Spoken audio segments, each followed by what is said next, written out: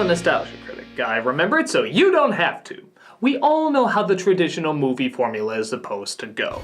A 3-act structure, a cast of characters dealing with a conflict, structured around a beginning, middle, and end.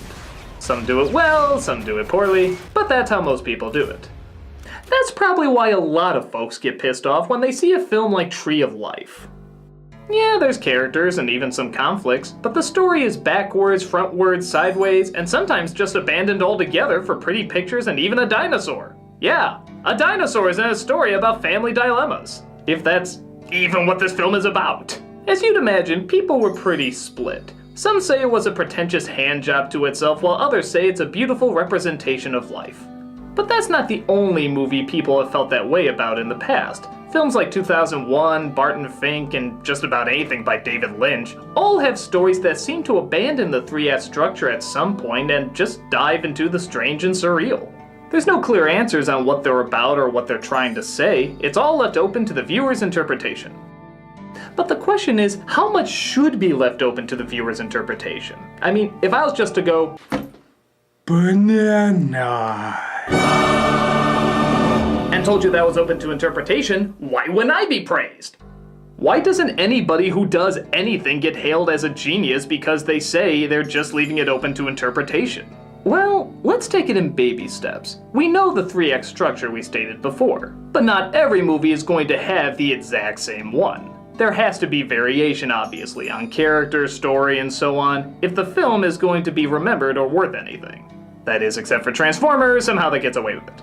With that said, even in the 3-act structure, not everyone follows beginning, middle, and end in that order. Films like Pulp Fiction, Memento, and Eternal Sunshine of the Spotless Mind all have been praised for telling their stories out of the traditional order. But there's still a flowing narrative and characters you want to see go through a satisfactory resolution. But even that sometimes can be played with, even in big blockbusters. Remember the ending to Inception? Most of the movie is very clear and straightforward. I mean, for a Nolan movie. But the ending is purposely left open for your interpretation. Yeah, a part of you is probably driven nuts by that, but at the same time you have to admit, there's probably a part of you that appreciates the film for not spoon-feeding everything to you. The film is about confusing dreams with reality. So, most people caught on that the ending should do exactly that. Blur the line between what was real and what wasn't. Most people agree it was the perfect way to end it. Inception is obviously not the first film to do this though. Lots of elements in popular movies are left open to the audience's imagination. What's in the briefcase in Pulp Fiction? What did Bill Murray say at the end of Lost in Translation? Lots of people are satisfied that the movie challenges them to fill in the blanks on their own. They like that a certain part can mean whatever you want it to mean, and thus make it your own unique movie different from anybody else's. Whatever you hear Bill Murray whisper to Scarlett Johansson is always going to be different from what another person hears. Now, if a certain part of a movie can give you that, why not the majority of a film?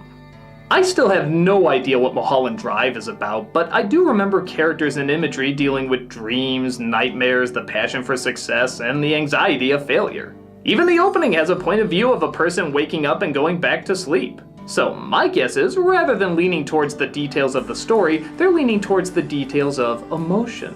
The Wizard of Oz is not a very logical story. There's lots of things we realize when we grow up that don't make sense about it. But we follow it because the emotions are so strong. We fear for Dorothy, we're happy with her. We're on board with every emotion she's feeling, even if the story doesn't always add up. I did a video a long time ago on when it's right to nitpick. And I said that every film is an illusion and at some point, something's not going to make sense with it. Just like any illusion in life. Films like Mulholland Drive and Tree of Life are trying to take it a step further. They don't bother with realistic or flowing narrative, their goal is to go for pure emotion. And emotion, as we all know, is rarely logical. Films like this are drenched in that. These are movies led by thoughts and feelings, not rhyme and reason. They're trying to take that emotional abstractness in the ending of Inception and stretch it out to be the main focus. But with that said, when is it done right and when is it done wrong? A lot of people were pissed off at the ending of TV shows like Sopranos and Lost, and without giving away too much, let's just say they didn't answer a lot of questions raised. Now, why would that not work here and yet work in something like Pulp Fiction, where we didn't get all the answers either? Part of it is the two shows are mostly about getting answers. Sopranos focused on battle plans and strategies, Lost focused on constantly figuring out a mystery. While both had abstract moments, they clearly weren't the focus of the show. The characters want to know what's going on. That is their goal. So, it also becomes our goal.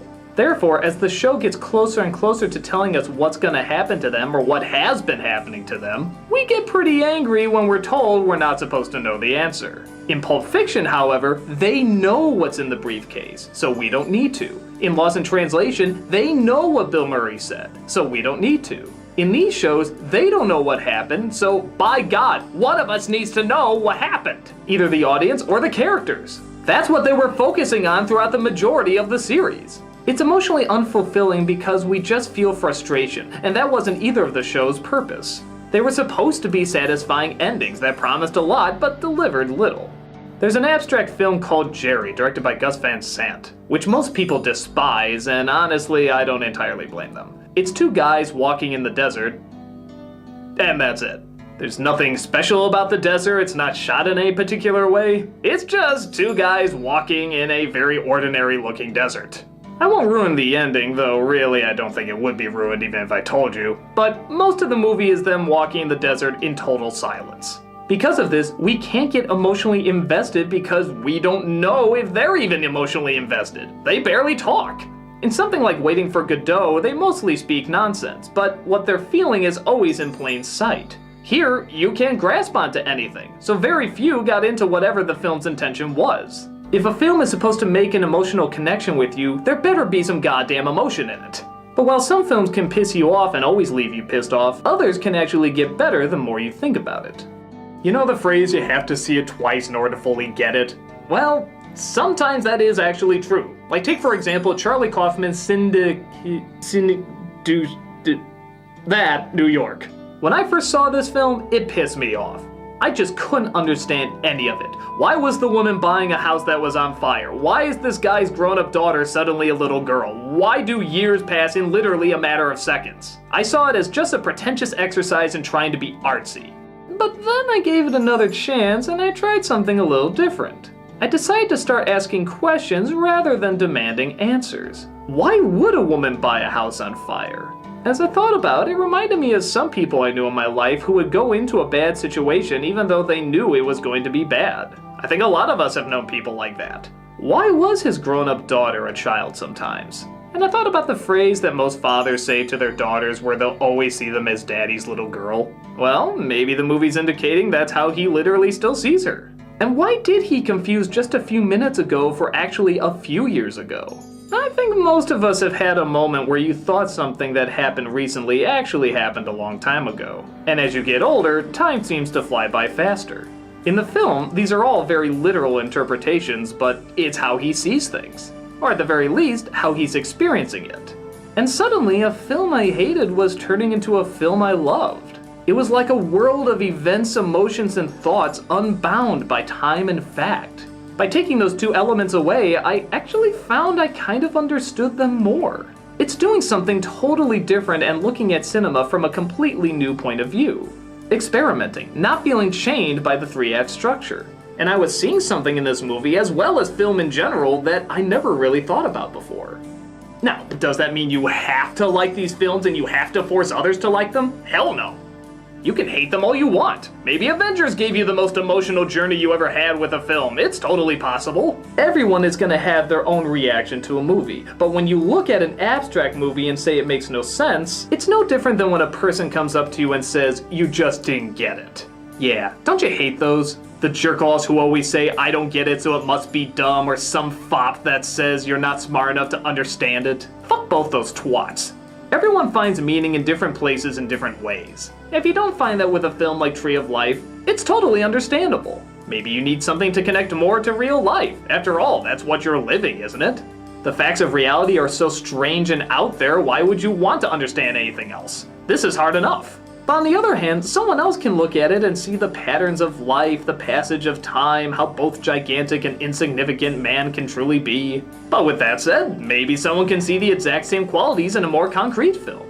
It's just different roads to the same experience. But the great thing about film is that there is no one book that says every story has to be like this or every character has to have a certain arc.